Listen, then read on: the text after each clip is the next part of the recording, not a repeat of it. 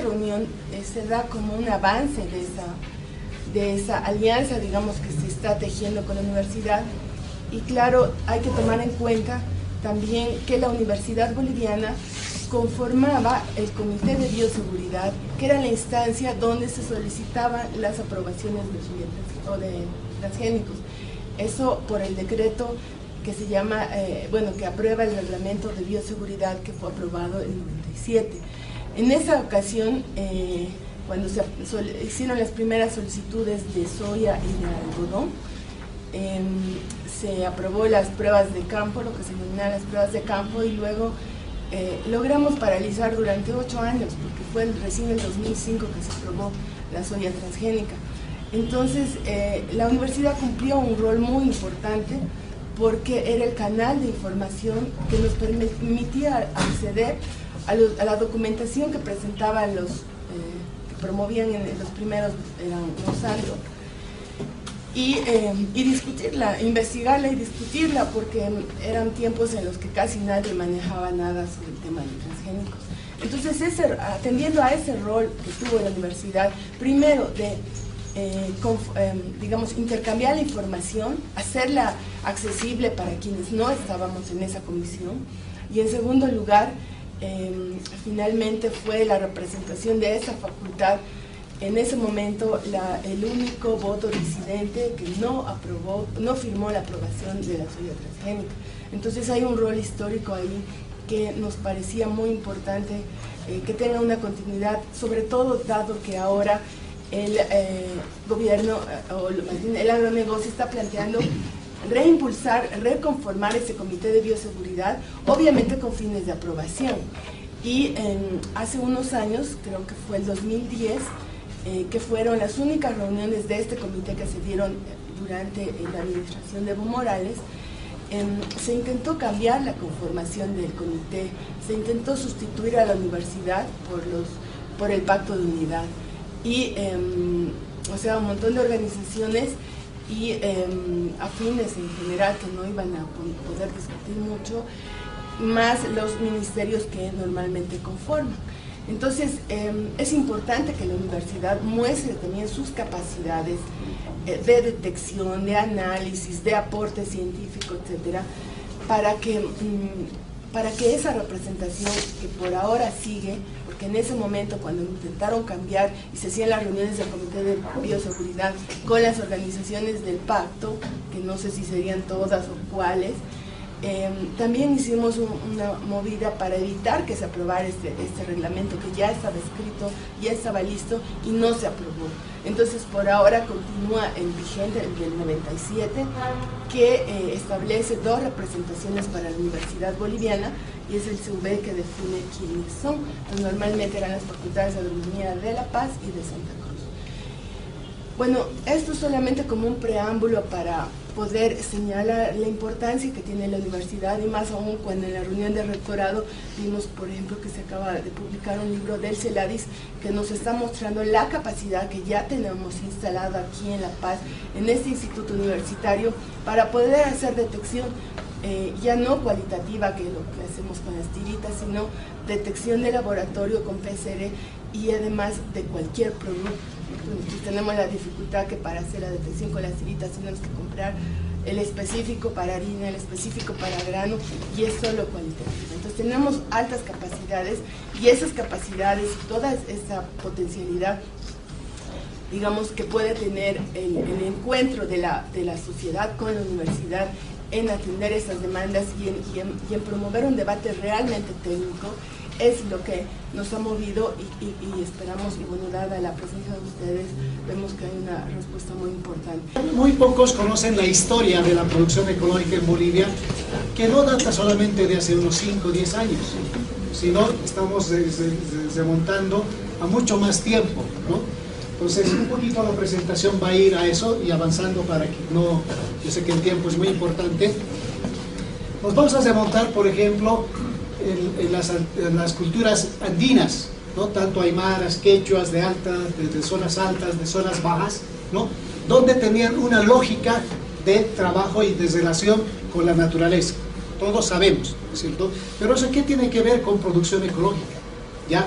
La producción ecológica siempre ha existido en todo el mundo. Primer elemento, ¿no? Todo el mundo en un inicio ha hecho producción ecológica. Pero esa producción ecológica también no era solamente un sistema técnico, sino era un sistema también sociocultural.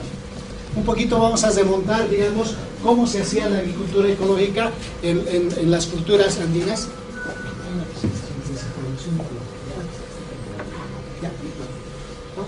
Entonces, básicamente tenían un sistema organizativo. La base de ese sistema organizativo era básicamente la organización, el comunitarismo, o sea, como lo queramos entender, donde la comunidad tomaba, por ejemplo, ¿no?, los roles de cómo se iba a enfrentar, digamos, el manejo de los recursos naturales, los temas sociales, ¿no? De ahí eso también nos arrastra a nosotros, ¿no?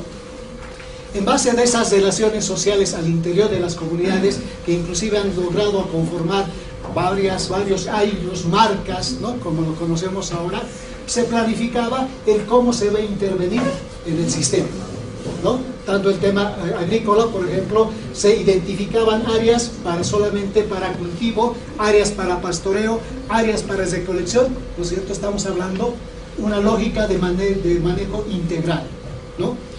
Por eso, desde cuando esa información se ha empezado a recopilar, desde las primeras apariciones de personas que venían desde Europa, básicamente, a estas nuevas tierras, ¿no?, veían, por ejemplo, un altiplano, no el altiplano que vemos ahora, un altiplano desértico, sin planta. El altiplano era otro tipo de altiplano. Eran plantas altas de tolares, arbustos, obviamente no había muchos árboles, ¿no?, pero eran de envergadura de 1 o 2 metros de altura. Ahí se perdían los camélidos, ¿no?, especies nativas, ahí se cultivaba, ahí se manejaba biodiversidad, ¿no? Entonces, en esa lógica se trabajaba. Pero ¿cuál era el sostén diferente? La forma en cómo se organizaba, ¿no? Entonces ahí, por ejemplo, la base es el asociativismo, el comunitarismo. Ahí no existía el trabajo individual. Si bien había familias individuales, estaban ligados a un entorno comunitario. La razón de vida, por ejemplo, no era el tema de acumular capital, sino era de buscar el bienestar conjunto de todos, ¿ya? Por eso había el tema que ahora nos rescatamos, el tema del vivir bien. Ese era el enfoque. O sea, que si yo estaba viviendo, si yo quería vivir en buenas condiciones, toda mi relación, tanto con mi familia, con mi comunidad, con la naturaleza, con los sesos, con el ambiente mismo, tenía que ser complementario, ¿ya? Otra función básica era que las relaciones, digamos, de trabajo eran básicamente en función del tema de la reciprocidad. Ahí, por ejemplo, desde inicio siempre en las tierras altas en especial, siempre eran, digamos, ambientes con muchas dificultades agroclimatológicas para realizar un cultivo, ¿no? Entonces ahí se ha tenido que recurrir a trabajos de reciprocidad, al AINI, a la MINCA, al Huaraca, para empezar a trabajar de forma conjunta bajo una visión conjunta, ¿ya? Es un poquito de introducción general. Ahí está. A ver si me puedes pasar. Entonces teníamos ese sistema, ¿no?, más diverso, siguiente por favor, con tecnología que estaba adecuada a eso, a esa realidad, que gracias a esa tecnología se podía también monitorear todo lo que ahora también conocemos como el tema de cambio climático. Siguiente.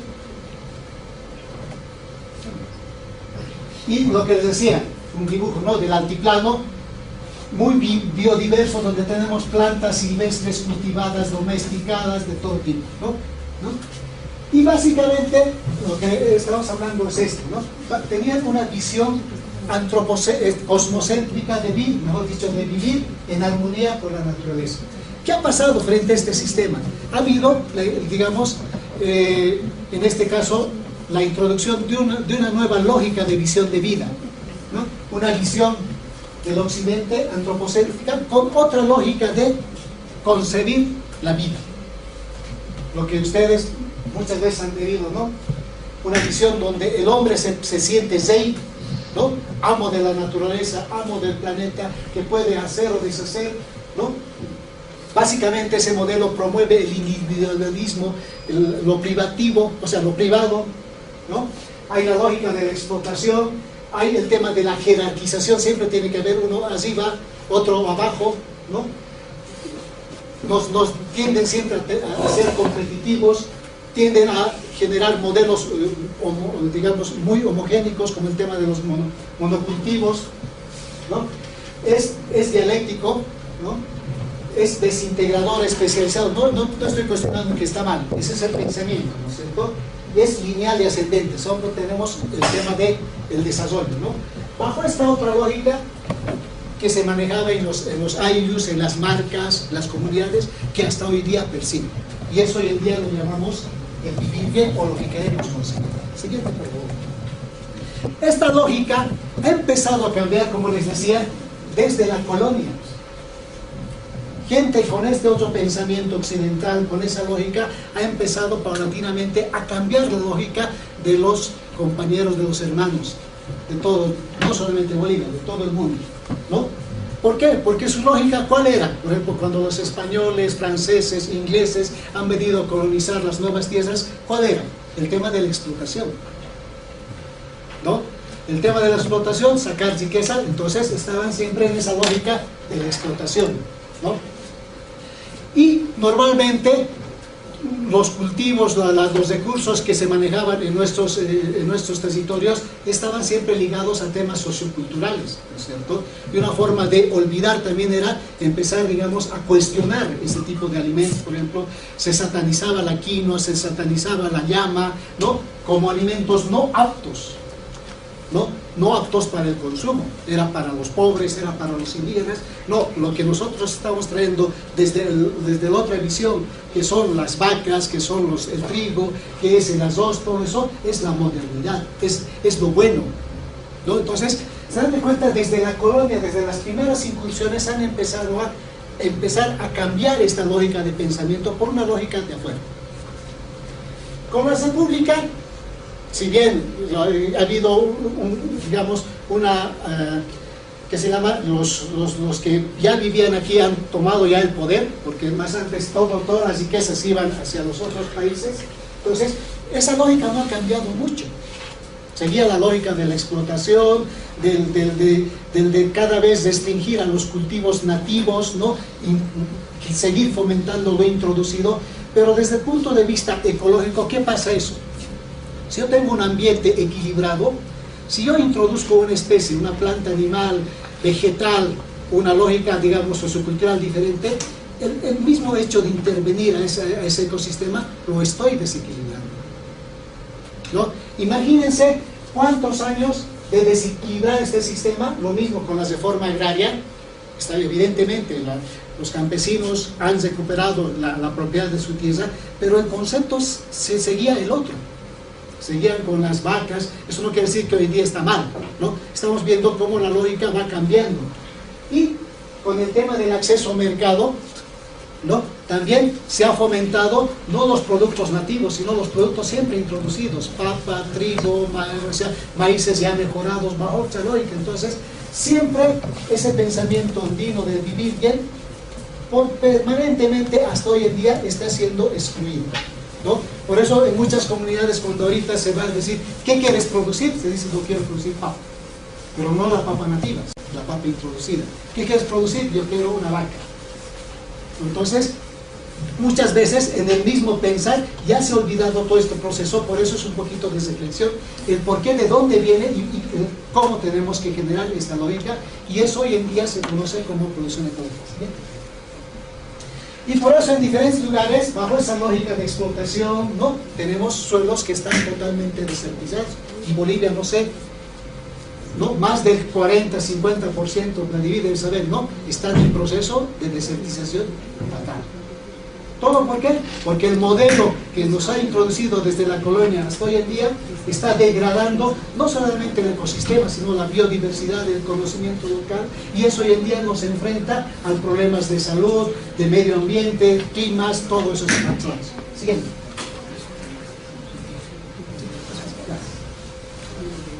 Pero bajo esta lógica no quiere decir que hoy en día nadie ha hecho nada. sino las propias organizaciones sociales que de poco a poco han empezado a hablar, no ahorita les decía de 10, sino hace más de 40, inclusive 50 años, han tratado de volver a reorganizarse. Obviamente en ese momento hablar de años, esas cosas, era como hablar del pasado, cosas que no eran viables. Por eso podemos ver que hacia los años 60, ¿no?, nacen las primeras organizaciones productivas, ya sean como coracas, como asociaciones, como cooperativas. ¿Con qué finalidad? Porque sabían que solos individuales no pueden sobrevivir en esta otra lógica. Por eso se han empezado a juntar, ¿no? Por eso ahí nace Seibo, ANAPKI, ¿no?, digamos, el CAR, ¿no?, una serie de instituciones, ¿no?, que han visto que la única forma digamos, de generar algún nivel de desarrollo entre ellos era el tema asociativo. No se podía ya volver a agrupar, por ejemplo, sus AIDUs, sus marcas, ¿no?, que ahora sí se pueden ver, ¿no? Entonces han tenido que generar ese tipo de figuras. Inclusive la CSUTV en el 84, bajo esta lógica también de que hay que aglutinarse, han creado las famosas coracas, ¿no?, que lamentablemente por diversos manejos del tema técnico productivo y el tema sindical no han logrado consensuar, digamos, esta forma de, porque la CSUTV era el brazo sindical y la coraca era el brazo económico, ¿no?, para promover. Muchas de esas iniciativas se han frustrado en el tiempo y muchas de esas coracas se han convertido en asociaciones y cooperativas. Han empezado estas asociaciones a generar productos, ¿no?, y muchos de esos productos que han generado estas asociaciones prescindían, no usaban químicos. Y como también aquí había cooperación, ¿no?, y han dicho, mira, tu producto en mi país se llama ecológico. ¿Por qué? Porque no usas químico, porque haces naturalmente. Y por eso a partir de los años 80, 88, 90 se empiezan a hacer las primeras exportaciones de productos ecológicos, ¿no?, aprovechando esta lógica, porque esta demanda ha nacido también de la necesidad de grupos de consumidores de Europa, de Estados Unidos, que también ya conocían los problemas de los agroquímicos en los productos.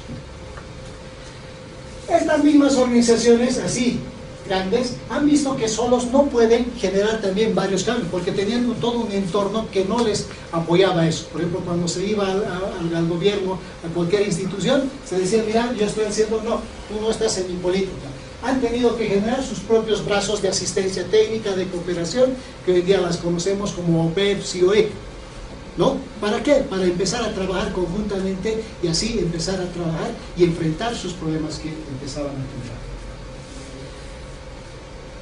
Antes, por ejemplo, OPEP tenía que certificar por normas internacionales, conflictos internacionales, digamos, de normativas. Ha tenido que generar su propia brazo de certificación de productos ecológicos, porque para el mercado necesita certificar. Se ha tenido que entender y al final se ha generado lo que se llama Bolicer, que ahora es totalmente imparcial. Entonces les estoy contando la historia de cómo ha ido evolucionando todo eso. Del 2000 al 2010, ¿no?, las mismas suecas han visto que el mercado también los estaba tendiendo a producir mayor cantidad y se estaban olvidando de la gestión territorial. Caso como ya se estaba percibiendo en el tema de la quinoa. Mercado quinoa, yo empiezo a deforestar, ya me olvido de los bofedales, de las áreas de pastoreo, ¿no? Entonces me estoy olvidando. Entonces así ha tenido que pensar en cómo debo de hacer la gestión territorial sostenible bajo normas locales. ¿Ya?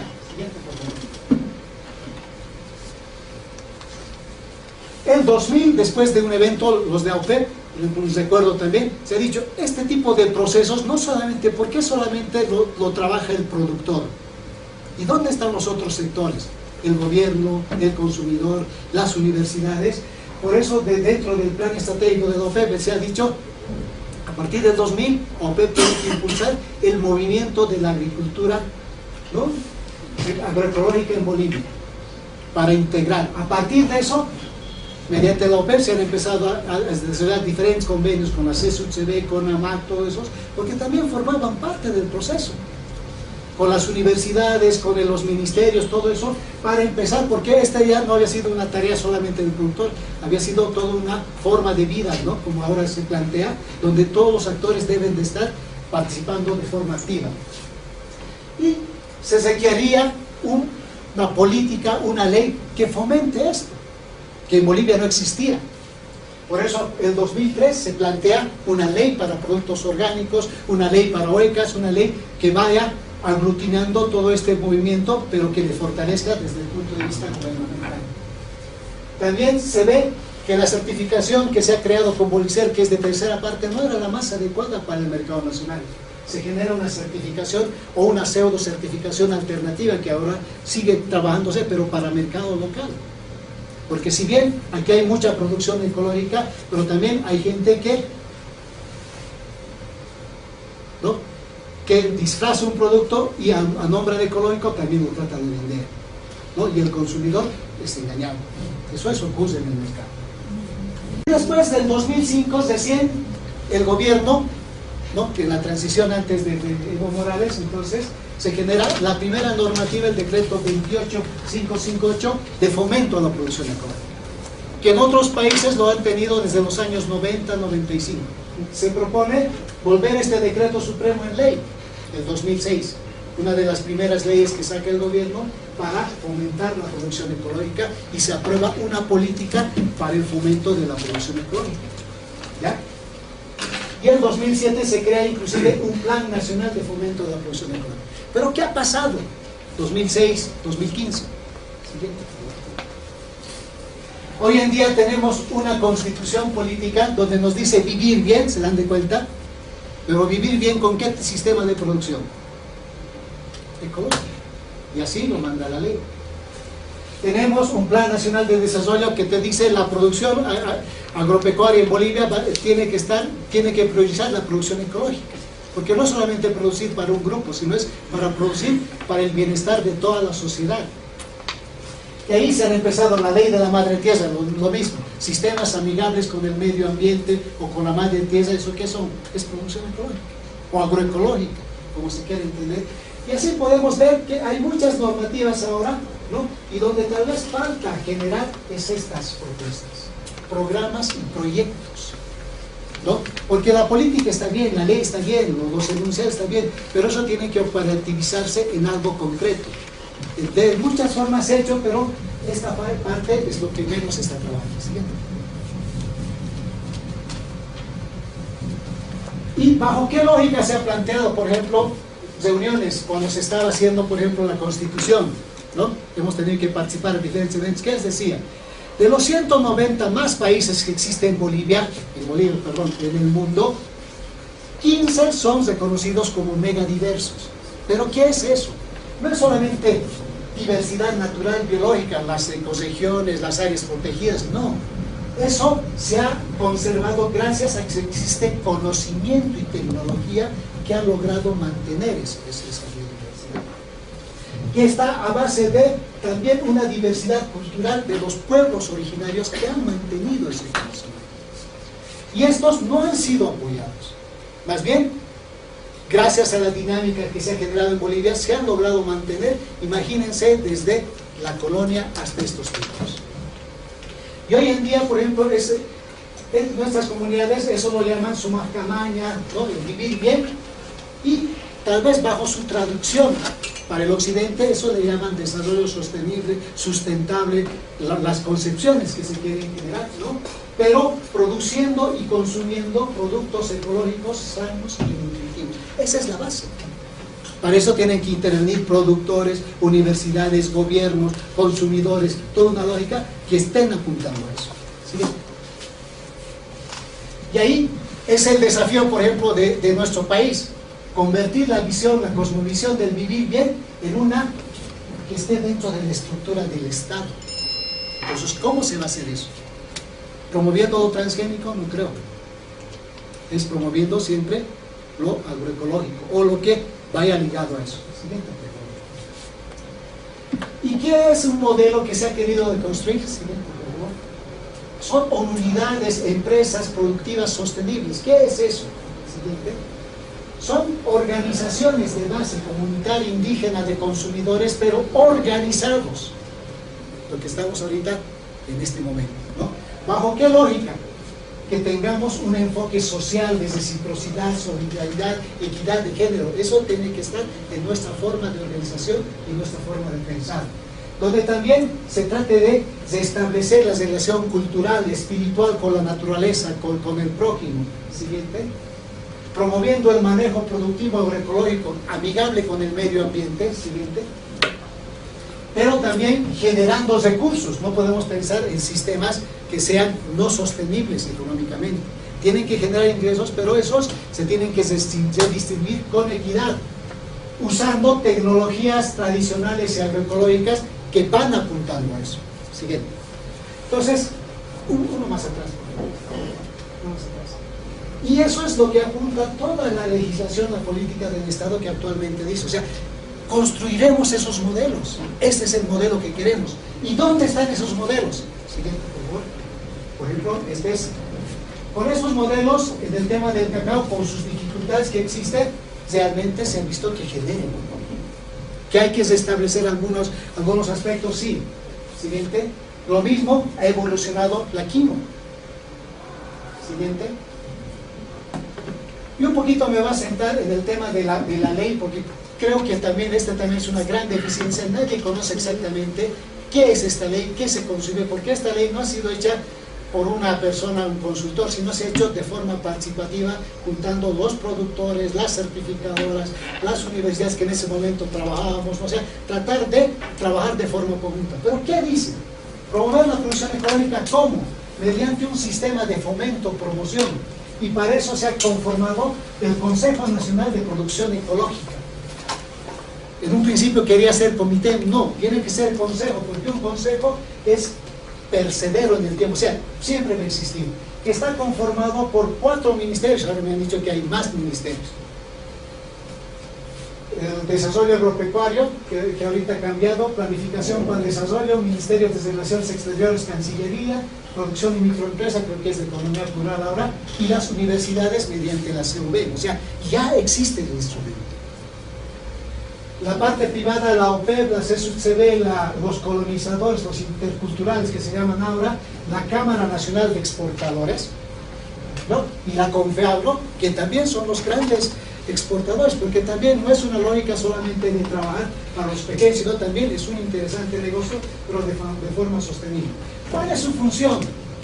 Promover políticas, normas, planes, programas, proyectos nacionales de fomento integral. Y esto creo que no se está haciendo. ¿No? Lamentablemente el SENAPE no está asumiendo este rol, ¿no? Con la finalidad de ¿qué? De que no solamente exista un SENAPE nacional, sino también se conformen comités fundamentales y comités municipales de producción ecológica. Por ejemplo, en el caso de Achocalia se ha conformado una estructura similar que responde a esta lógica. No es una lógica que se ha generado porque sí, sino se ha tratado de consumir lo nacional, lo departamental y lo municipal. Tiene todo un capítulo de fomentos e incentivos donde se promueve la producción, el consumo, ¿no? de este tipo de productos, la investigación, todo ese tipo de cosas. Y lo que tampoco no se ha concluido hasta ahorita es tener un plan nacional estratégico de fomento para la producción. Se tienen propuestas, pero desde el 2007 hasta ahora esas propuestas están quedando y están en los archivos de los ministerios. Por una parte es esto. Por otra parte, también la producción ecológica también es un sistema de calidad y de confianza. Cuando yo, consumidor de la ciudad, me traen un producto ecológico, yo estoy creyendo que ese producto realmente no ha usado químicos. Que para usar has respetado la biodiversidad, no ha deteriorado suelos, entonces estoy asumiendo que ha venido eso. Pero el momento cuando me llega un producto y yo estoy consumiendo como ecológico y después veo que no ha sido así, entonces el consumidor se siente engañado, ¿no? Y eso es muy crítico en un producto ecológico, lo que nos ha ocurrido muchas veces en las exportaciones y han tenido que devolvernos contenedores de productos. Eso también tiene que ocurrir a nivel local. Por eso esta ley dice, para el comercio internacional está bajo la lógica de la certificación internacional, que es muy difícil de cambiar y así se estructura. Pero ¿por qué nos vamos a someter a este sistema para un mercado nacional y local? Por eso se han generado los sistemas alternativos de producción, de certificación. ¿Qué es esto? Cualquier sistema que no sea esto, que puede ser SGP, puede ser certificación del mismo productor, puede ser, digamos, seguimiento del consumidor, cualquiera. El único requisito es que este tiene que ser supervisado y controlado por el SENSA. Suficiente. ¿Por qué? Porque la dinámica, queremos que esto vaya creciendo más, ¿no? Por eso ahí los sistemas participativos son muy interesantes, porque involucran al consumidor, al municipio, al productor mismo, no solamente con la finalidad de que me ayude a certificar, sino que con él paulatinamente empieza a conocer la dinámica de este sistema productivo. ¿Por qué, por ejemplo, de la noche a la mañana no se puede procesar un producto? ¿No es cierto? Aquí está listo, ¿no es cierto? Hay que convencer. ¿Por qué es importante el acopio con buena calidad? Entonces, esas limitaciones, empezar a trabajar desde esto para también trabajar en esta cosa de la convención. Siguiente. Este es el sistema. Entonces, bajo esa lógica, hay una norma nacional que nos establece los parámetros mínimos, ¿no? Obviamente que puede ser más complicado a partir de las bases necesarias. Entonces, que hay operadores del comercio, y eso es lo que les he explicado en forma resumida,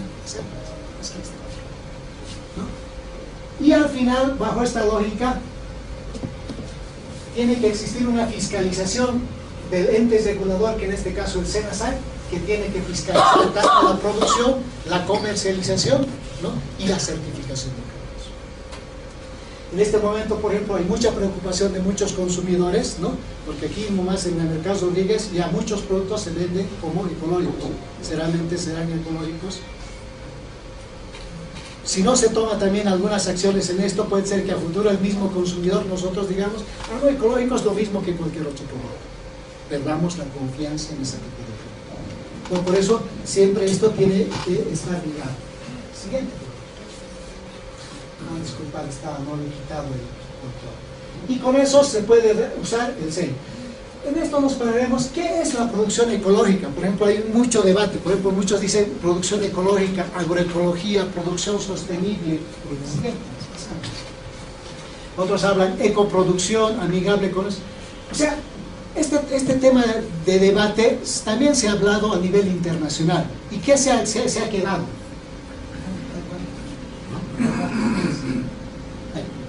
Entonces, por ejemplo, en la ley de Bolivia, por ejemplo, la mayor parte de las leyes de otros países se habla solamente de agricultura orgánica, o agricultura ecológica, o de agricultura biológica.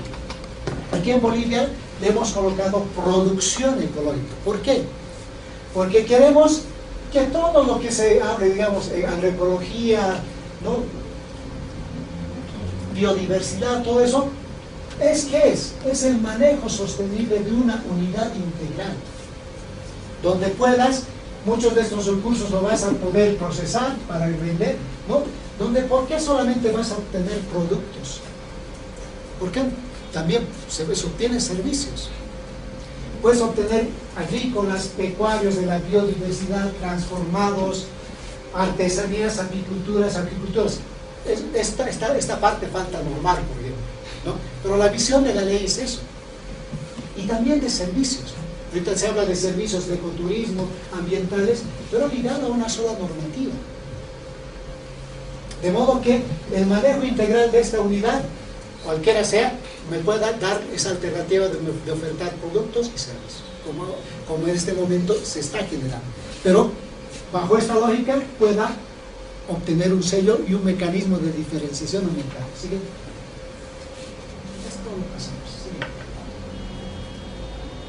Entonces, aquí por ejemplo es la definición de agricultura orgánica. Contigo, en vez de empezar a debatir, en la IFOAN, que es la Federación Internacional de la Agricultura Orgánica a nivel mundial, donde igual hay productores, consumidores, ciencias, un foro así a nivel internacional, han decidido qué es agricultura orgánica. Agricultura orgánica lo han definido que es un sistema de producción que mantiene y mejora la salud de los suelos, la base es el suelo, los ecosistemas y las personas, y se basa fundamentalmente en los procesos ecológicos, la biodiversidad, los ciclos adaptados a las condiciones locales, sin usar insumos que tengan efectos adversos, agroquímicos. La agricultura orgánica combina la tradición, innovación y ciencia para el medio ambiente que compartimos y promover relaciones justas de buena calidad de vida para todos los que participan en ella. Evidentemente, a nivel internacional también se han generado una serie de sellos, comercio justo, EcoOK, y hoy en día, hace unos, creo que más de 5 años, se ha conformado todo un equipo de trabajo, promovido por las Naciones Unidas, la FAO, ¿no?, en la cual han dicho, al final, ¿qué queremos? Queremos sistemas productivos sostenibles, que tengan un poquito de enfoque más ambiental, más social, más cultural, más todo eso, y ahora se está trabajando en una norma única, ¿no?, para promover un solo producto con todas las características que tiene. Y a eso apunta esta definición de agricultura orgánica de la IFOAM. Y a esa va a ir la tendencia, porque ¿qué pasa? En realidad, los productores, ¿no?, los técnicos pueden debatir en eso. El problema es el consumidor. El consumidor no tiene suficiente tiempo para entender tantas lógicas de cómo voy a saber que lo sostenible es mejor que lo agroecológico, o que lo orgánico, que lo biológico, o que este otro sellito. No, el concepto es uno solo. Entonces, bajo esa lógica se está armonizando a nivel internacional para justamente tener claridad hacia el consumidor, y el consumidor cualquier dato con ese sello único inclusive pueda diferenciar, identificar este producto, a diferencia de los otros que no cumplen. Siguiente. Entonces, en esta lógica, como les decía, se ha promovido en 2007 una propuesta de política y plan, donde básicamente, ¿qué se quiere? Una Bolivia ecológica, en base de la biodiversidad que se tiene. Muchas veces, por ejemplo, dicen, no, pero la agricultura orgánica es bien cara, es relativo. Si yo voy a pretender hacer soya orgánica en un suelo, ¿no?, obviamente se puede, pero va a ser una inversión alta. Lo más sencillo es empezar a rescatar la biodiversidad y la agrobiodiversidad que existe en Bolivia, como se ha hecho con la quinoa, ¿no es cierto?, lo único, pero que es de la cañagua, el tarwe, el amaranto, ¿no?, las papas nativas, la oca, ¿no? ¿Cómo hacer eso? Organizándonos, generando toda una dinámica de aglutinar todos los actores, fomentando desde la producción, la certificación y el consumo. Porque hay muchos de esos productos, por ejemplo, que todavía se producen, pero cuando lo traes a la ciudad, el consumidor ni siquiera los conoce, si los conoce no sabe cómo usarlos, ¿no? Tampoco lo puedo mantener en fresco de mucho tiempo, entonces tengo que generar dinámica. Ahí, por ejemplo, el proyecto de Latin Crop, ¿no es cierto?, va enfocado en eso. O sea, hay muchas iniciativas van en eso, ¿no?, pero todos van ligados a eso. ¿Sí? ¿Qué se ha soñado, por ejemplo, en 2007, en 2006 se ha hecho una línea base? 6.800 productores, más de 1 millón de hectáreas certificadas en ese momento como productos ecológicos bajo normas internacionales, que en ese momento generaban más de 21.000 toneladas. Y en ese momento generaban 20 millones de ingresos, ¿no? Que se genere más de 5 millones de hectáreas, 1 millón cultivos, 4 millones de colección silvestre. ¿Qué hay más? De que por lo menos se generen 900.000 toneladas, que eso pueden generar a esos momentos los precios, se generaban más de 1.000 millones de ingresos para Bolivia. Estamos hablando de 1/3 lo que producen los hidrocarburos actualmente, pero para un sistema sostenible. Evidentemente, esta lógica tenía que cumplirse estos parámetros, ¿no? Que se cumpla la ley, que funcione el consejo, que funcione la unidad de coordinación, ¿no?, que se canalicen recursos, todo esto. Si bien nos recuerdo, esto se requería más o menos una inversión de unos 200 millones de dólares para, siguiente, una serie de programas, son las políticas. Por ejemplo, se ha hablado que hay que seguir fortaleciendo el marco legal. Se ha avanzado hasta ahí, no ha habido más otras normativas que fomenten eso. También se tiene que trabajar el sector público. ¿Por qué participan 4 ministerios? Porque este proceso no es solamente agricultura, es transformación, es consumo, es relaciones internacionales. El sector privado también, o sea, no podemos tener una organización aislada del otro, sino hay que aglutinar con participación de los municipios, de las gobernaciones. hay que seguir fomentando políticas de comercialización y promoción a las exportaciones, o sea, siempre tiene que haber ligado a todos, ¿no? Tiene que haber todo un sistema de certificación, un sistema de control nacional, hay que fortalecer eso, ¿no? Tiene que haber una política de desarrollo tecnológico. Por ejemplo, ahorita, si bien estamos produciendo, la agricultura orgánica en otros países se hace mecanizado también. No es que es cuestionado la mecanización, más bien es bueno, porque ya no puedo hacer abono en 1 o 2 metros cúbicos manualmente, no, sino tengo que hacer abonos orgánicos en grandes dimensiones, como se hace en Japón, en Europa. Para eso requerir inversión. Tema agroindustrial, la mayor parte tenemos productos muy poco procesados, hay que seguir procesando, ¿no? Tema de acceso a financiamiento, ahora hay una política interesante para el tema productivo. Tema de la seguridad alimentaria con soberanía, esos tiempos ya se hablaban esas cosas. El tema de la política ambiental también hay que tener monitoreo, tenemos que seguir monitoreando si nuestro impacto como agricultura orgánica tiene o no tiene efectos también ambientales, porque puede ser que tenga, como ha ocurrido con el caso de la quinoa. El aprovechamiento de la biodiversidad, el único que es recurso que ahorita se aprovecha de la biodiversidad por nuestra lógica, castaña y alguito cacao silvestre, y lo demás. Formación de recursos humanos, por ejemplo, esto es fatal. Para hacer todo este proceso requieres todo un batallón, un ejército de profesionales con esta nueva visión, no solamente agrónomos, economistas, sociólogos, ¿no? Tecnólogos, ¿no? Y eso también no hay. Por eso hay muchos proyectos que se generan, no hay recursos humanos que vayan trabajando. El tema de la información y comunicación, por ejemplo, ¿no? Lo que hace el RTP, ¿no? O sea, dinamizar esta comunicación, generar. Siguiente. Y lo que les decía, se ha pensado en proyectos a nivel nacional que vayan enfocando temas transversales, macros, ¿no? Siguiente. Y generar complejos por pisos ecológicos, donde se identifiquen rubros que inicialmente tienen ya mercado o son fácilmente organizables, pero no solamente bajo la lógica de cadena que esos momentos había, sino de complejo. ¿Qué es complejo?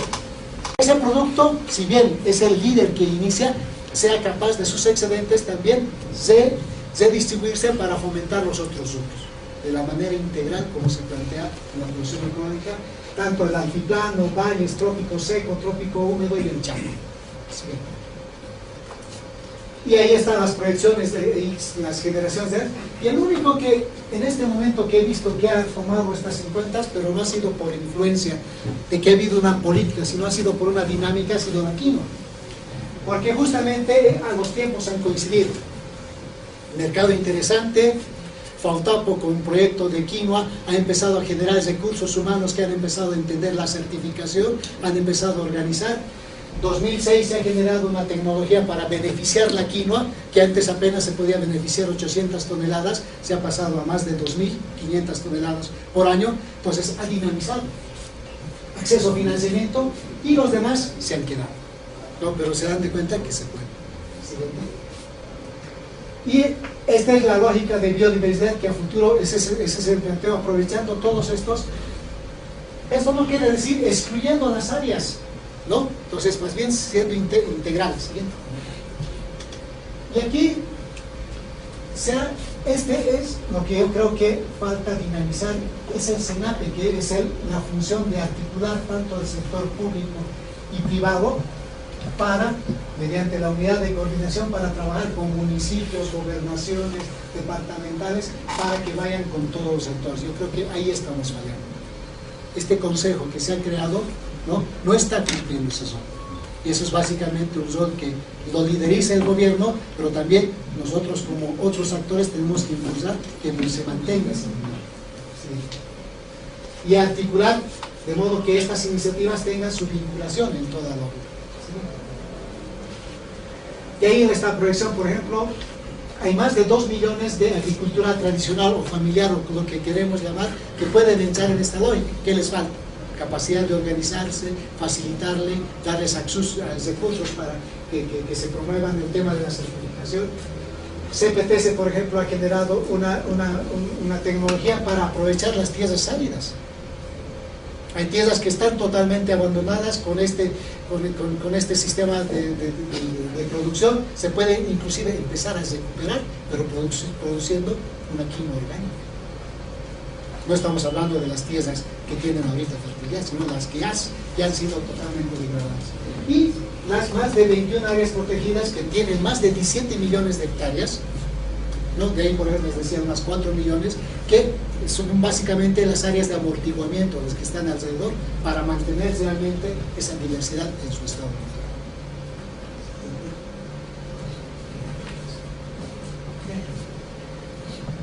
Y las perspectivas.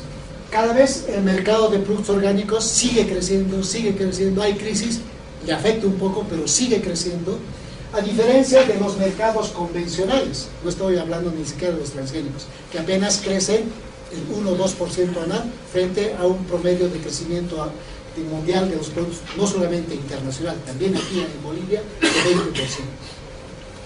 Hay mercados también de productos nutracéuticos, ¿no? Son productos que no solamente son alimentos, sino que también coadyuvan a, digamos, a combatir o prevenir alguna enfermedad, como el caso de la quinoa. O alimentos para celíacos, gente que no pueda consumir almidón, ¿no? Entonces, mercado más bien para este tipo internacional y local siempre hay. Lo que falta es oferta, ¿no? Y ahí siempre hemos fallado, ¿no? Oferta, pero desde la producción, transformación, toda esa dinámica. Entonces, por eso esta perspectiva en ese tiempo era una perspectiva hacia el futuro. Gracias. Bueno, muy buenos días a todos. En realidad mi exposición tiene algo así como 890 diapositivas. Era para asustarlos un poco nomás. Pero no, voy a tratar de ser lo más breve posible. En realidad, bueno, la temática es demasiado compleja para darla en tan poco tiempo. Lo primero que quiero hacer es complementar algunas cosas de los compañeros, empezando por este tema de la agricultura orgánica. En esta primera diapositiva tan espectacular, librado a la imaginación, la imaginación es lo mejor que tenemos. Pero con respecto al orgánico, el compañero que me precedió, no sé si sigue presente. Ya está. Allá está el compañero. Entonces, simplemente comentarle que, bueno, estoy totalmente de acuerdo y realmente estamos bastante engañados con esto de la agricultura orgánica. Y justamente quería mostrarles algunas fotos de lo que consideramos orgánico y un replanteo también a esta filosofía del buen vivir, porque junto con el buen vivir se ha desarrollado una suerte de pachamamismo, pero que es un poquito dual. Por un lado amamos la madre tierra y por otro lado la contaminamos, le damos con un palo a la madre tierra. Bueno, en primer lugar comentar que sí hay abundante material bibliográfico que demuestra los efectos del glifosato, incluida la última resolución de la Organización Mundial de la Salud, que la declara legalmente, legítimamente, como una sustancia cancerígena, mutagénica y genotóxica. La Organización Mundial de la Salud lo ha declarado eso hace un mes atrás. Es muy reciente, pero está basado en estudios previos científicos que no están vinculados a Monsanto, obviamente.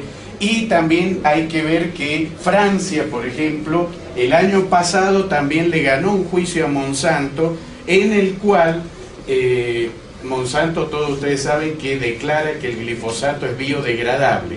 Bueno, Francia le ganó el juicio y ha demostrado que no es biodegradable el glifosato. Entonces, hay mucho material. Como Universidad Mayor de San Andrés hemos hecho nosotros, con mi esposa que es médico, un DVD interactivo de copiado gratuito que tiene todo este material, justamente porque mucha gente dice, pero no hay pruebas, hay cualquier cantidad de pruebas al respecto. Lo que pasa es que mucha gente también no le gusta leer en inglés. y si está en inglés, entonces como que no existe. Bueno, lamento que algunos piensen así, pero de que hay pruebas, hay trabajo científico, inclusive en español hay un libro completo con ensayos completos, está puesto ahí. Entonces este DVD es, como les digo, copiado totalmente gratuito, lo pueden conseguir a través de Paulita. Bien, y para complementar lo que había dicho el compañero de cultivos orgánicos, ahí tienen cómo se hace el cultivo orgánico de la papa en el lago Titicaca. ¿Lo ven? Bien orgánico. Ok, ¿qué estamos utilizando para estos cultivos orgánicos? Estamos utilizando todos los compuestos orgánicos persistentes prohibidos por el Convenio de Estocolmo. Y sobre todo DDT, y no cualquier DDT, estamos comprando DDT vencido. No me pregunten qué significa eso, porque yo tampoco sé. ¿Qué es un DDT vencido? No sé, porque como no es biodegradable, entonces no entiendo qué es el vencimiento de un veneno no biodegradable. Pero sí sé que es más barato. Y aquí también tenemos que considerar, por ejemplo, que la primera legislación del mundo ambiental fue la que ganaron los verdes en la década del 60 a consecuencia del libro La Primavera Silenciosa de Raquel Carson, que fue justamente la prohibición en el territorio de Estados Unidos del uso y aplicación y comercialización del DDT, que en ese momento estaba liderado por Monsanto, pero no así la fabricación. Y hay que preguntarse por qué algo que está totalmente prohibido se sigue fabricando. Bueno, para eso está Sudamérica, África y la India. Y aquí lo que están utilizando son compuestos COPS en el lago Titicaca. Y lo peor de todo es que esta gente no tiene ni la más remota idea de por qué lo usan. Porque hemos hecho encuestas, si me queda tiempo se las muestro, pero hemos hecho encuestas y ¿qué dice la gente? Lo hacemos porque la pregunta del millón es, ¿acaso hay plaga ahí? No, no hay plaga, pero es por si acaso. Y esto es exactamente como tomar antibióticos todos los días por si acaso yo tenga una infección. Y el peor problema es, también hemos hecho una encuesta sobre el tema de medidas de seguridad. Y curiosamente, si me da el tiempo les voy a mostrar la torta, pero el 60%, ¿saben lo que dice? Que la principal medida de seguridad contra los pesticidas es el sombrero. Todavía no he podido descubrir el mecanismo biológico, cómo actúa el sombrero para evitar la intoxicación. Otros también dicen que si el viento está en contra, la mejor medida de neutralizar el pesticida es fumar. Fantástico, tampoco sé cómo trabaja ese mecanismo. Pero esto es terrible, porque esta gente así como está, después se sienta a la mesa, gracias, y deja la mochila ahí en el comedor, cosa que los vapores... Bueno, este es el cultivo orgánico del lago Titicaca, y después no entendemos por qué aparecen tantos peces muertos, etcétera, etcétera. Les muestro, ¿de dónde salen estos venenos? Feria 16 de julio, ¿lo ven? Ok, ¿qué es lo que estamos viendo acá? Un galpón, todo esto es DDT, dieldrin, DDE, bueno, no me acuerdo ahora qué otros más habían, y bueno, yo saqué la foto y salí corriendo, porque no sé si ven que hay como una neblina ahí, porque en realidad lo que hacen es, con esto, con una cuchara, embolsan para fraccionar el veneno. Entonces, lo peor de todo es que cuando estos recipientes ya están vacíos, también los venden en la 16 de julio para guardar otras cosas, porque realmente están bien hechitos. El del glifosato también lo usan para leche.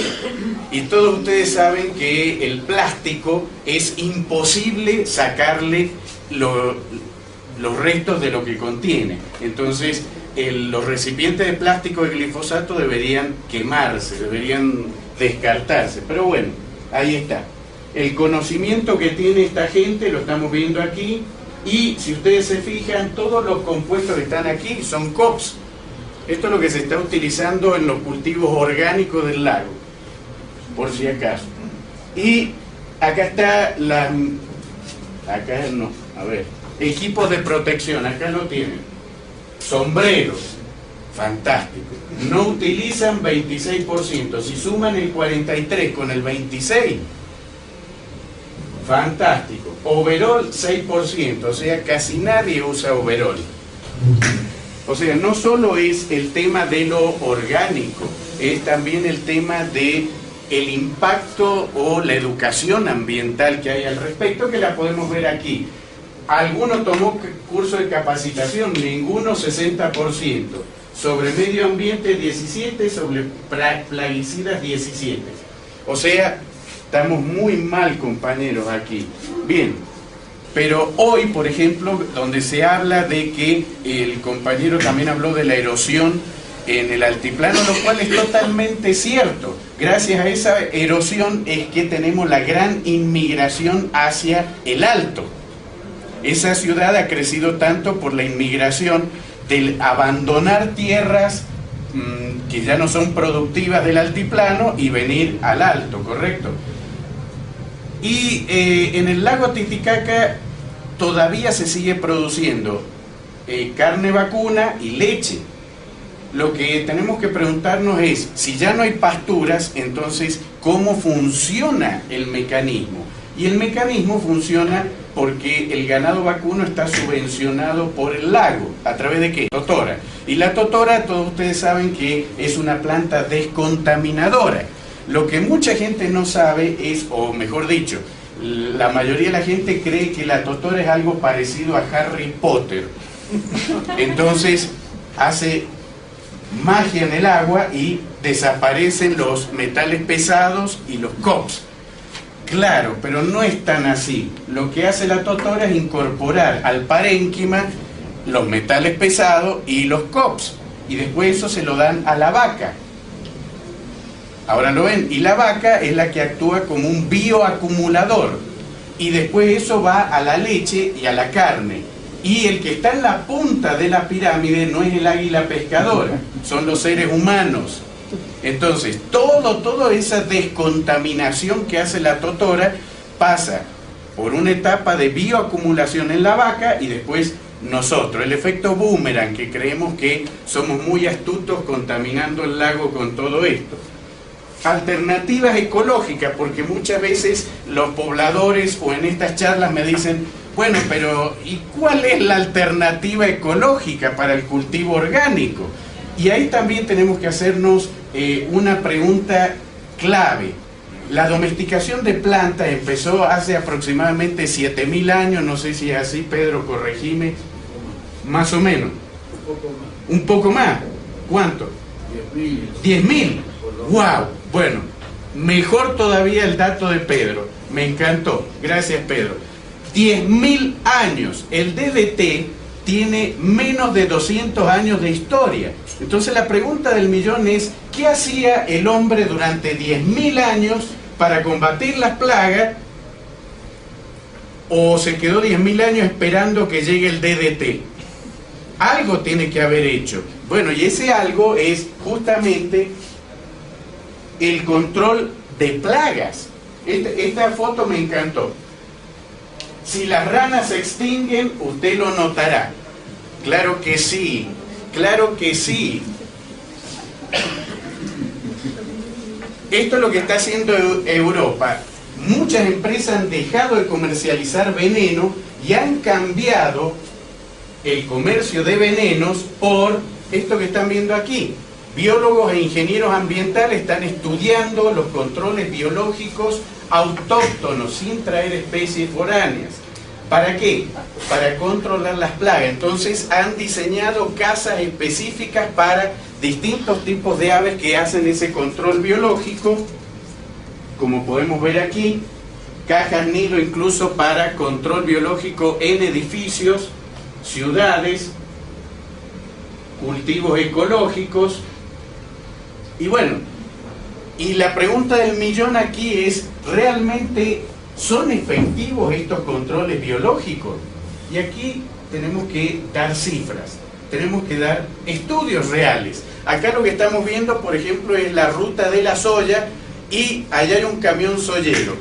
Y lo que ocurre es que esos camiones tiran granitos de soya que se acumulan a la orilla del camino. Entonces los depredadores de los roedores también vienen y sufren este problema. Ese problema que muchas veces es subestimado. Hay mucha gente que dice, ok, atropellaron a ese pobre animalito. ¿Y cuál es el problema? Perfecto. Ahí lo estamos viendo, ese pobre animalito, ahí lo vemos más de cerca.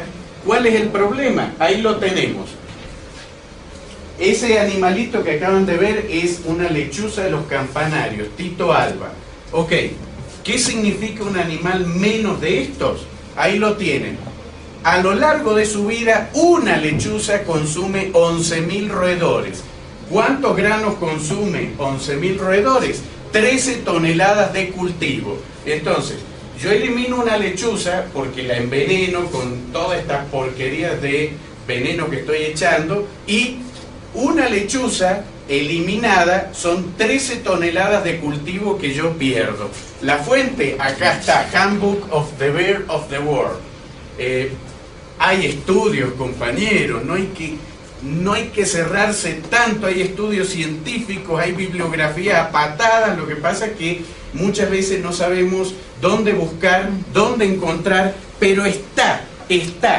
La Pachamama puede controlar esto. También hay sobre anfibios. Los anfibios son hoy la parte más vulnerable del ecosistema frente a los pesticidas. ¿Por qué? Porque respiran por la piel, entonces están más expuestos. Pero estos animalitos como la lechuza son bioacumuladores también. Yo he hecho veneno para los roedores y el bioacumulador es la lechuza. Entonces estamos eliminando realmente el control biológico que podría salvarnos. Entonces, como pachamamistas que decimos que somos, bueno, deberíamos llevarlo a los hechos. Un ejemplo clave es Colombia. Colombia, en la década del 90, su café decayó. ¿Por qué? Por la cantidad de pesticidas que tenía. Entonces, optó por una política orgánica. ¿Y qué utilizó? Aves. Y acá está las aves que han ido utilizando. Inclusive el café repuntó en las ventas cuando dijo, este café está cuidado por esta especie de ave que controla todas las plagas. Entonces hay N países que también han demostrado que volver otra vez a las raíces, al control biológico, sin importar especies foráneas ni mucho menos, sino utilizando las especies propias, se puede hacer realmente cultivo orgánico. Se puede. Eso hay miles de estudios. Entonces, ojalá realmente podamos concientizarnos de esto. Bien, ahora yendo, bueno, también está como control biológico el tema de los murciélagos, pobrecitos que los hemos descuidado mucho, incluso en la ciudad. Y bueno, hay empresas en Europa que están ganando millones con este tema de las cajas, refugios. Y en Estados Unidos el pionero ha sido Merlin Tuttle con este libro, que claro, está en inglés, ya sé que está en inglés, pero control biológico exclusivamente basado en murciélagos. Argentina, en Patagonia, están empezando también con esto y educando también, porque la educación es fundamental en esto, Y bueno, esta frase me gustó: cambiemos el miedo ignorante por el sabio amor, porque aquí estamos matando a las lechuzas porque dicen que son ¿cómo es que le dicen a la mala suerte? Quencha, igual que los murciélagos. Bueno, para los insectos controladores de otros insectos también hay estudios, están identificados, hay cajas hechas, hay trabajos científicos que explican cómo controlan, es decir, está todo listo. Bien, y la verdad que la pregunta que tenemos que hacernos respecto a los transgénicos, me gusta esto de Matrix, porque mucha gente vive en un universo paralelo y no entiende lo que pasa, Y lo que está pasando es esto: siempre hay que aprender de los errores de los vecinos. Esto que estamos viendo aquí es Argentina antes de que llegara Monsanto. Todas las manchas de color son los ecosistemas que había en Argentina. Esta es Argentina hoy. El 46% de su territorio está unificado, se perdió todos los ecosistemas, toda la biodiversidad, para reemplazarla por monocultivo de la soya, convirtiendo a la Argentina en el cuarto exportador mundial de soya. Soya que, aquí el doctor Roger Carvajal no me va a dejar mentir, no es alimento para humanos, por lo menos. ¿Es así o no, doctor? Es alimento para animales o biocombustible, porque el biocombustible va a ser lo que sustituye al petróleo, entonces necesitamos cultivarlo. Bueno, del origen del problema no voy a hablar, todos ya lo conocen a este capo que es Monsanto, pero aquí quiero hacer una pequeña parada. Esta es una propaganda de los años 60, porque así como hoy hay mucha gente que dice, no, pero el glifosato es buenísimo, el glifosato no hace nada, me lo puedo tomar con Coca-Cola y no pasa nada. En la década del 60 pasaba lo mismo con el DDT. El DDT era totalmente inocuo. Y la prueba la están viendo aquí, esta es una propaganda de los años 60. ¿Qué dice allá arriba? Están cantando el perrito, la manzana, la ama de casa, la vaquita, la papa, supongo. Y el gallito, y dice, DDT is good for me. Es bueno para mí. ¿Qué recomendaba? Rociarlo sobre la fruta, sobre la carne, en la mamadera, en el biberón, rociarlo. Entonces, ¿por qué les muestro esto? Porque es absurdo que estemos discutiendo si el glifosato es bueno o es malo. Es pésimo, es pésimo. Pero en la década del 60, nuevamente, el DDT era lo mejor que podía pasarle a la gente, lo mejor de lo mejor. Y de hecho, como estamos viendo aquí, bueno, esta es una foto de la época, estos son los feedlots de la época, y esto también de la época. Los niños antes de entrar a la escuela los rociaban con DDT por los piojos, porque es una de las típicas enfermedades de la pobreza. Pero los niños no, después de eso no se bañaban ni nada. Y otro de los problemas también, compañeros, hay trabajos científicos fundamentales como plaguicidas organoclorados en la leche materna. Este es un trabajo hecho por el Hospital Garrahan en Argentina, donde se muestra cuántos niños, estadística, cuántos niños mueren al año por consumir leche materna, el mejor alimento. Pero, ¿qué es la mujer? Un bioacumulador. Y si come leche de vaca y come carne de vaca, que no lo hace una vez en la vida, entonces se acumula y después de 30 años, cuando le da el pecho al bebé, bueno, lo mata por una sobredosis de organoclorados. Cuidado, porque también hay un trabajo que también está en ese DVD, o se lo mando al que quiera. La Universidad Mayor de San Andrés, la carrera de química, ha hecho un trabajo similar aquí, para mujeres de La Paz y del Alto. Y la cantidad de organoclorados que tienen en la leche es abismal, abismal. Entonces, cuidado, porque hay estudios, incluso locales, extranjeros y locales. Bueno, el tema de la agente naranja, el tema de las dioxinas. Y respecto a este tema de la soya transgénica, sigo complementando. Hay que agregar que a lo que comentó el doctor Roger Carvajal, hay que agregarle que la soya transgénica tiene dos genes claves aquí. Uno es el RR o Roundup Ready y otro es el gen T o Terminator. Ahí no. Acá está. Exclusivo para posgrado. Perdón. El T o Terminator. Que justamente alguien estaba hablando de este tema de la soberanía alimentaria versus la dictadura de los alimentos. La dictadura de los alimentos pasa por ese gen, que es llamado el gen de la dependencia. ¿Por qué? Porque es el gen que hace que la semilla se suicide en el momento de su cultivo. de forma tal que quien recoge toda la semilla no puede guardar un porcentaje para volver a sembrar. Tiene que volver a comprar el paquete completo, que es este, a Monsanto, ¿lo ven? Todas las semillas las tiene que comprar de nuevo. Por eso es el gen de la dependencia, ha sido llamado así. ¿Me quedan? Ok, gracias. Bueno, esta es la visión que tiene el mundo respecto a Monsanto. Y esto no es petróleo, esto es biocombustible, ¿eh? Ok, acá está lo que comentaba el doctor Roger Carvajal, a lo cual también quiero agregar algo. Mucha gente cree que la biotecnología es casi tecnología extraterrestre y es la tecnología más torpe que puede haber.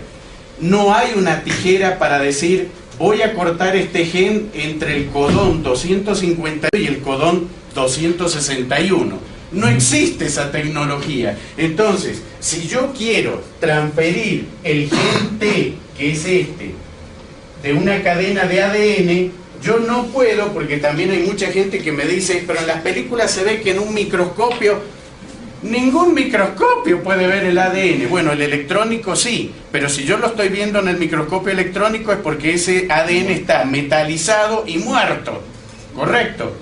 Un microscopio óptico no puedo hacerlo. Entonces, ¿qué hacemos? Cortamos un pedazo acá y acá. Y yo sé que en este pedazote está el gen que yo quiero. Número 2. ¿Qué jeringa hipodérmica utilizo para meter el gen en el núcleo celular? Esa pregunta tenemos que hacernos.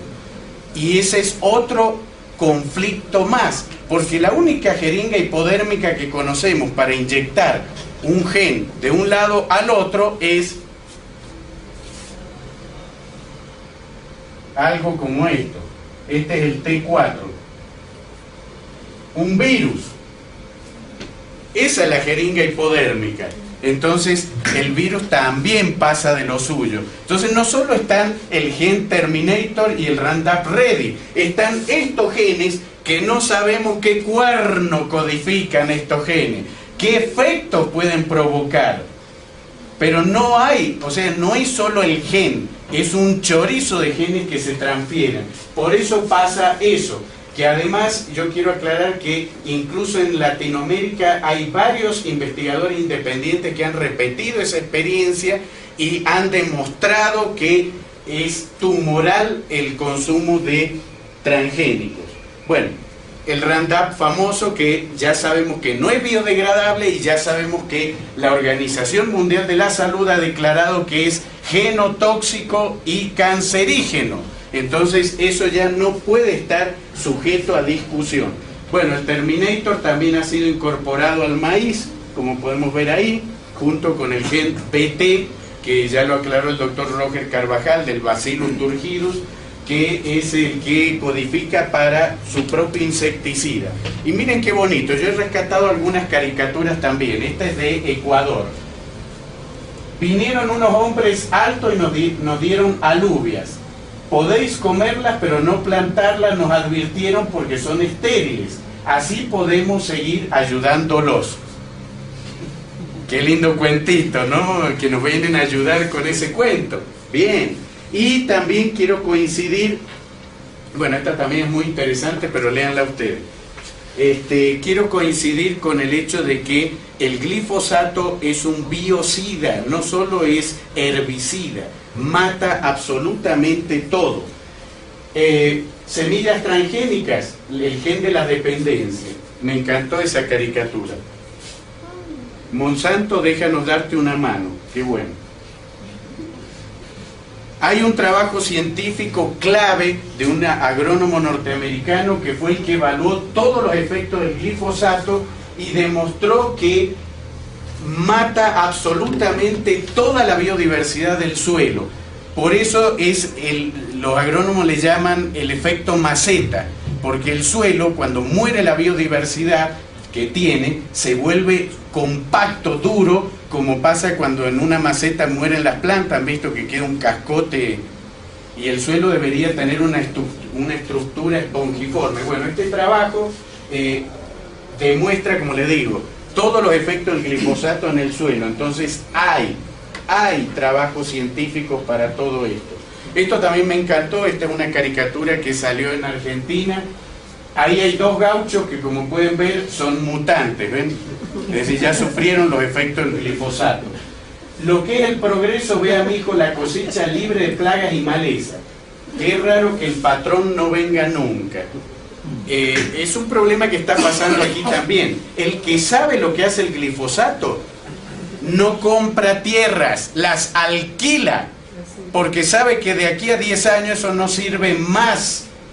Y el que sabe no pisa donde está la soya transgénica, porque sabe lo que pasa por detrás de esto. Bueno, quería mostrar esto, que también mucha gente dice que la leche de soya es alimento, y la verdad está puesta en el propio envase. No hay que buscar un trabajo científico. Si uno compara la composición química del propio envase, el propio envase dice que eso es agua con vaya a saber qué porquería.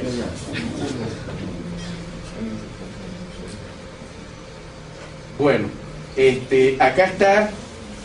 Este es un estudio de tanto que ha hecho el doctor De Mayo en Argentina, con quien yo tuve el placer de entrevistarlo en el año 2010.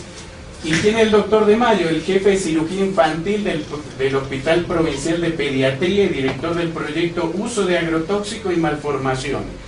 En Argentina se ha convertido en una plaga total la mielomeningocele, que es el efecto que produce el glifosato en una mujer embarazada y que se ve.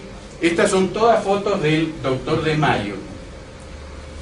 Esta es la mielomeningocele. Esos niños tienen parálisis de la cintura para abajo, esos niños no tienen contención ni urinaria ni fecal, sufren de hidrocefalia, etcétera, etcétera. Glifosato, señores. Estos son estudios que están publicados. Eso es mielomeningocele. Los primeros casos ya los tenemos aquí en La Paz. No son de La Paz, vienen de Santa Cruz. Ok, acá está todo esto, era lo que decía. Bueno, y acá está el uso de uno de los tantos usos de los bidones de glifosato. En Argentina la gente se está sublevando y acá estamos viendo estadísticas vitales de lo que está pasando en Argentina, el crecimiento exponencial, como pueden ver ahí, de malformaciones. ¿De dónde he sacado esto? Hay un libro completo que es el que está allá arriba. De ahí lo he sacado, hecho por un grupo de médicos que se autodenominan médicos de pueblos fumigados, que han estudiado todo lo que pasa. Todo esto es, otro día se los cuento bien, pero todo esto está sacado de esa bibliografía, como pueden ver ahí. Yo soy muy respetuoso con eso. El uso del glifosato en Argentina, y acá está el libro. Este libro también lo hemos metido en ese DVD, justamente para los que dicen: wow, no hay bibliografía al respecto, no hay nada publicado. Hay a patadas, así es, toneladas métricas. Y este grupo de médicos pertenece a la Red Universitaria Ambiente y Salud de Argentina. Bueno, ¿qué más les puedo decir esto? Bueno, hoy uno de los problemas más graves por detrás de los transgénicos es esto: la dictadura de los alimentos. Monsanto es el que está a la cabeza. Son 5 empresas. Las futuras guerras no van a ser con armamento, van a ser el que sea el dueño de la comida, es el que le va a decir al país qué tiene que hacer o no. No es tan complicado. Estas son las 5 empresas dueñas del alimento: Syngenta, Bayer, Monsanto, DuPont y Dow. Y de estas 5 empresas, ¿cuánto tiene Monsanto? Eso tiene Monsanto. Correcto. Bien. Por si acaso, todas estas son subsidiarias de Monsanto. La lista roja de alimentos transgénicos, es decir, hay bibliografía suficiente para todo, ¿no?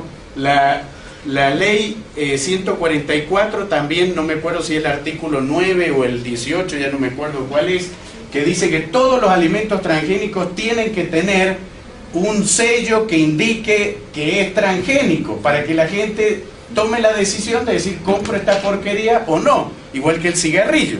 El que compra cigarrillo sabe, porque la etiqueta dice: se va a morir si fuma. Bueno, lo mismo pasa, por ejemplo, en Estados Unidos con estos refrescos. acá lo dice, el uso de este producto puede ser peligroso a su salud. Este producto contiene sacarina. ¿Quién es el dueño de la sacarina y del aspartamo? Monsanto, el cual ha sido determinado que causa cáncer en animales de laboratorio. Bueno, eso debería estar aquí también. Este es un experimento que suelo hacer con mis estudiantes. Se compran un chupete Diet Light, de los que tienen aspartamo, lo ponen en el camino de la hormiga. Bueno, ¿qué demuestro con esto? Que la hormiga es más inteligente que el ser humano. La tienen re clara. Bueno, que para finalizar esto, simplemente decirles que realmente, bueno, hasta Aquino también le ha sacado algo a Monsanto, pero simplemente comentarles, ya para cerrar, porque me están mirando muy feo, que uno de los factores más importantes a tener en cuenta aquí es el tema de la educación ambiental. Siempre me preguntan qué hacemos al respecto. Bueno, este fue mi último libro de educación ambiental, le dediqué un capítulo entero a el tema de los transgénicos, hicimos este DVD, por televisión le hemos dedicado también varios programas y charlas, simposios, como estamos viendo aquí. La educación es fundamental en esto, fundamental, y mostrarles que mucha gente dice, bueno, pero algo hay que hacer. Ok, yo les comento que en el 2013 con la Universidad Mayor de San Andrés hicimos la primer marcha contra Monsanto en La Paz, Bolivia. Todas estas son fotos, ahí están los transgénicos que participaron, lo pueden ver ahí. Y también lo invitamos al propio Monsanto. Claro, tenía que estar presente Monsanto. Ahí está la caravana, comunicación social, no a los transgénicos. Lo bonito de esto, mis estudiantes estaban preocupados porque repartimos panfletos por todos lados y la gente decía, ¿y quién es Monsanto? Y venían preocupados y me decían, profe, la gente no sabe quién es Monsanto. No importa, preguntan. Y con eso ya está, con esa la ganamos. ¿Por qué? Porque el solo hecho de que pregunten obliga a la persona a averiguar, a informarse. ¿Quién será este tipo que le dicen fuera Monsanto de Bolivia? Y con eso es ya el comienzo de todo esto. Entonces, compañeros, ya para el cierre simplemente decirles que los transgénicos están con nosotros, están violando un montón de leyes.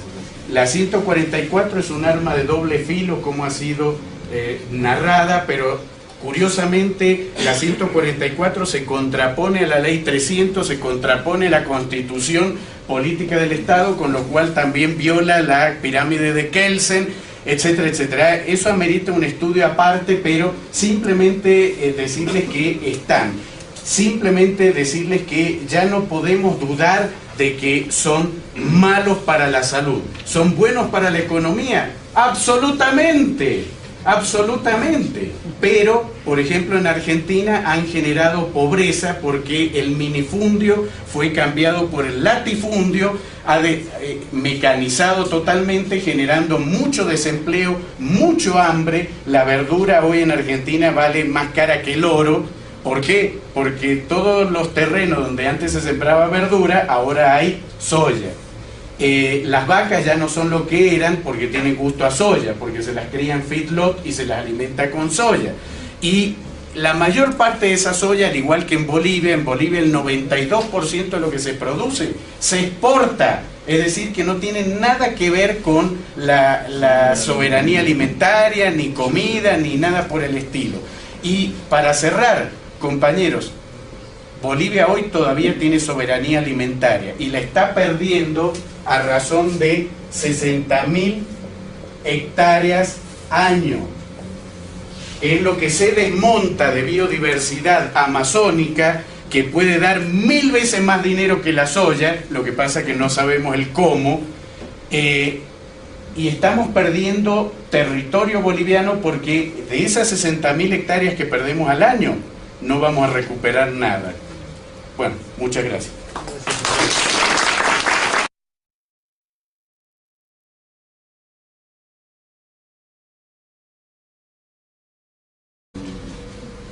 Pero esa producción ecológica también no era solamente un sistema técnico, sino era un sistema también sociocultural. Un poquito vamos a remontar, digamos, cómo se hacía la agricultura ecológica en las culturas andinas.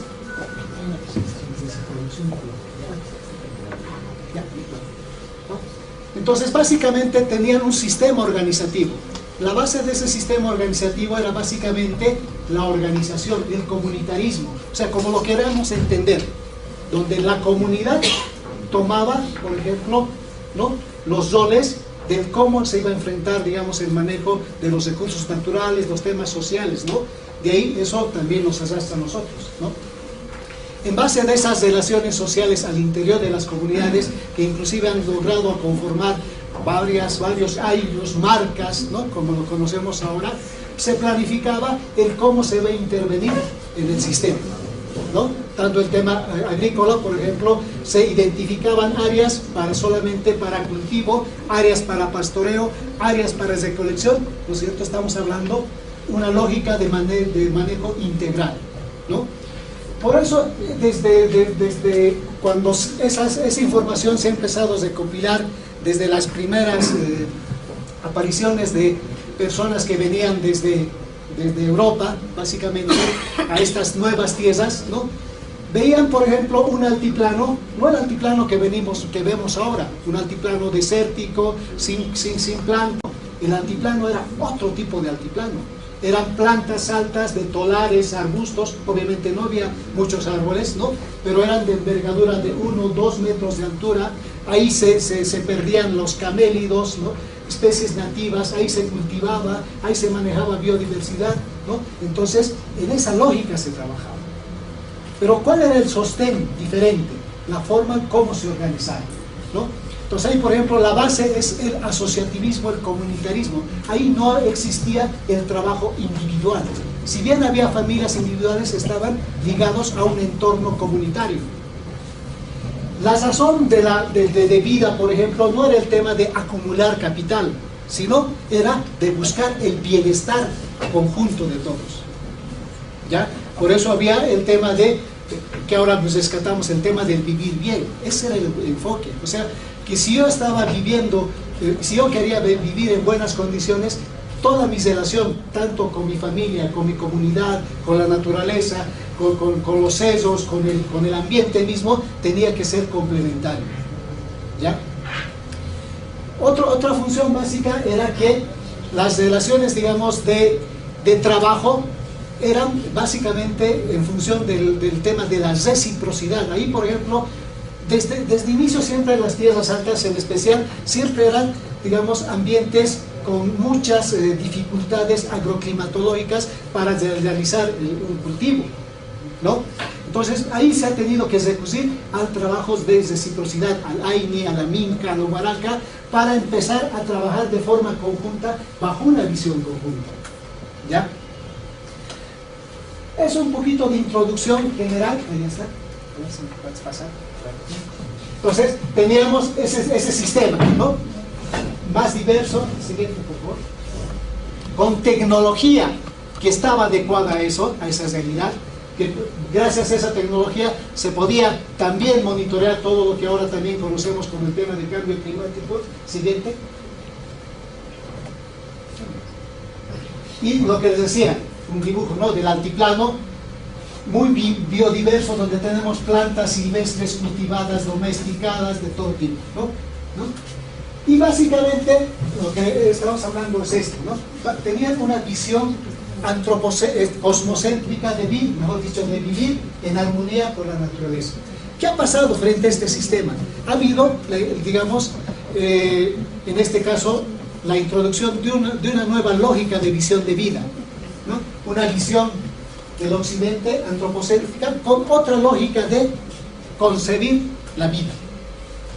Lo que ustedes muchas veces han tenido, ¿no?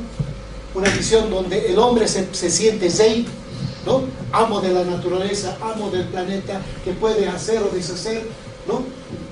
Básicamente ese modelo promueve el individualismo, lo privativo, o sea, lo privado, ¿no? Hay la lógica de la explotación, hay el tema de la jerarquización, siempre tiene que haber uno arriba, otro abajo, ¿no? nos tienden siempre a ser competitivos, tienden a generar modelos, digamos, muy homogéneos, como el tema de los monocultivos, ¿no? Es dialéctico, ¿no? Es desintegrador, especializado. No estoy cuestionando que está mal, ese es el pensamiento, ¿no es cierto? Es lineal y ascendente, solo tenemos el tema del desarrollo, ¿no? Bajo esta otra lógica que se manejaba en los IUs, en las marcas, las comunidades, que hasta hoy día persiguen. Y eso hoy en día lo llamamos el vivir bien o lo que queremos conseguir. Siguiente pregunta. Esta lógica ha empezado a cambiar, como les decía, desde la colonia. Gente con este otro pensamiento occidental, con esa lógica, ha empezado paulatinamente a cambiar la lógica de los compañeros, de los hermanos, de todo, no solamente Bolivia, de todo el mundo, ¿no? ¿Por qué? Porque su lógica, ¿cuál era? Por ejemplo, cuando los españoles, franceses, ingleses han venido a colonizar las nuevas tierras, ¿cuál era? El tema de la explotación, ¿no? El tema de la explotación, sacar riqueza, entonces estaban siempre en esa lógica de la explotación, ¿no? Y normalmente los cultivos, los recursos que se manejaban en nuestros territorios estaban siempre ligados a temas socioculturales, ¿no es cierto? Y una forma de olvidar también era empezar, digamos, a cuestionar ese tipo de alimentos. Por ejemplo, se satanizaba la quinoa, se satanizaba la llama, ¿no? Como alimentos no aptos, no aptos para el consumo, era para los pobres, era para los indígenas. No, lo que nosotros estamos trayendo desde la otra visión, que son las vacas, que son el trigo, que es el arroz, todo eso es la modernidad, es lo bueno, ¿no? Entonces, se dan cuenta, desde la colonia, desde las primeras incursiones han empezado a cambiar esta lógica de pensamiento por una lógica de afuera. Con la República, si bien ha habido digamos, que se llama, los que ya vivían aquí han tomado ya el poder, porque más antes todas las riquezas iban hacia los otros países. Entonces, esa lógica no ha cambiado mucho. Seguía la lógica de la explotación, de cada vez restringir a los cultivos nativos, ¿no? Y seguir fomentando lo introducido. Pero desde el punto de vista ecológico, ¿qué pasa eso? Si yo tengo un ambiente equilibrado, si yo introduzco una especie, una planta animal, vegetal, una lógica, digamos, sociocultural diferente, el mismo hecho de intervenir a ese ecosistema, lo estoy desequilibrando, ¿no? Imagínense cuántos años de desequilibrar este sistema. Lo mismo con la reforma agraria. Evidentemente, los campesinos han recuperado la propiedad de su tierra, pero el concepto se seguía el otro. Seguía.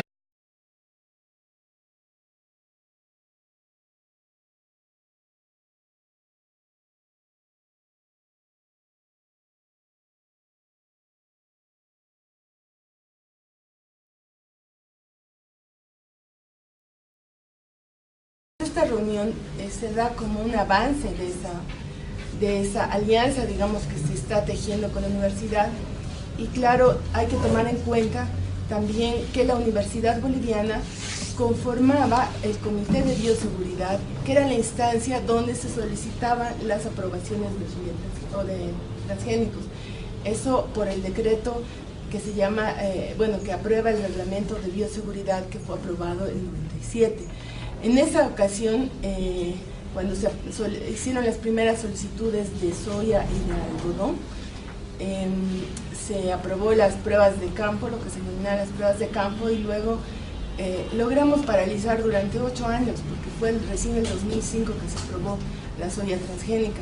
Entonces, la universidad cumplió un rol muy importante, porque era el canal de información que nos permitía acceder a la documentación que presentaban los que promovían los primeros, eran Monsanto, y discutirla, investigarla y discutirla, porque eran tiempos en los que casi nadie manejaba nada sobre el tema de transgénicos.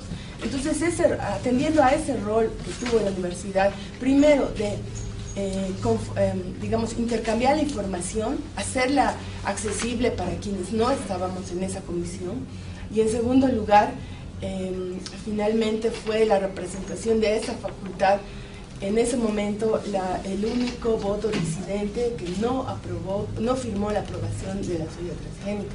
Entonces hay un rol histórico ahí que nos parecía muy importante que tenga una continuidad, sobre todo dado que ahora el gobierno, o más bien el agronegocio está planteando reimpulsar, reconformar ese comité de bioseguridad, obviamente con fines de aprobación. Y hace unos años, creo que fue el 2010, que fueron las únicas reuniones de este comité que se dieron durante la administración de Evo Morales, se intentó cambiar la conformación del comité, se intentó sustituir a la universidad por el Pacto de Unidad. Y, o sea, un montón de organizaciones y afines en general que no iban a poder discutir mucho, más los ministerios que normalmente conforman. Entonces, es importante que la universidad muestre también sus capacidades de detección, de análisis, de aporte científico, etcétera, para que esa representación que por ahora sigue, porque en ese momento cuando intentaron cambiar y se hacían las reuniones del Comité de Bioseguridad con las organizaciones del pacto, que no sé si serían todas o cuáles, también hicimos una movida para evitar que se aprobara este reglamento que ya estaba escrito, ya estaba listo y no se aprobó. Entonces por ahora continúa el vigente, el del 97, que establece 2 representaciones para la Universidad Boliviana y es el CUB que define quiénes son. Entonces, normalmente eran las facultades de Agronomía de La Paz y de Santa Cruz. Bueno, esto solamente como un preámbulo para poder señalar la importancia que tiene la universidad y más aún cuando en la reunión de rectorado vimos, por ejemplo, que se acaba de publicar un libro del CELADIS que nos está mostrando la capacidad que ya tenemos instalada aquí en La Paz, en este instituto universitario, para poder hacer detección ya no cualitativa, que es lo que hacemos con las tiritas, sino detección de laboratorio con PCR y además de cualquier producto. Entonces, tenemos la dificultad que para hacer la detección con las tiritas tenemos que comprar el específico para harina, el específico para grano, y es solo cualitativo. Entonces tenemos altas capacidades y esas capacidades, toda esa potencialidad, digamos, que puede tener el encuentro de la sociedad con la universidad en atender esas demandas y en promover un debate realmente técnico, es lo que nos ha movido y esperamos, y bueno, dada la presencia de ustedes, vemos que hay una respuesta muy importante. Muy pocos conocen la historia de la producción ecológica en Bolivia, que no data solamente de hace unos 5 o 10 años, sino estamos remontando a mucho más tiempo, ¿no? Entonces, un poquito la presentación va a ir a eso y avanzando para que no, yo sé que el tiempo es muy importante. Nos vamos a remontar, por ejemplo, en las culturas andinas, ¿no? Tanto aymaras, quechuas, de zonas altas, de zonas bajas, ¿no? Donde tenían una lógica de trabajo y de relación con la naturaleza. Todos sabemos, ¿no es cierto? Pero eso, ¿qué tiene que ver con producción ecológica? ¿Ya? La producción ecológica siempre ha existido en todo el mundo. Primer elemento, ¿no? Todo el mundo en un inicio ha hecho producción ecológica.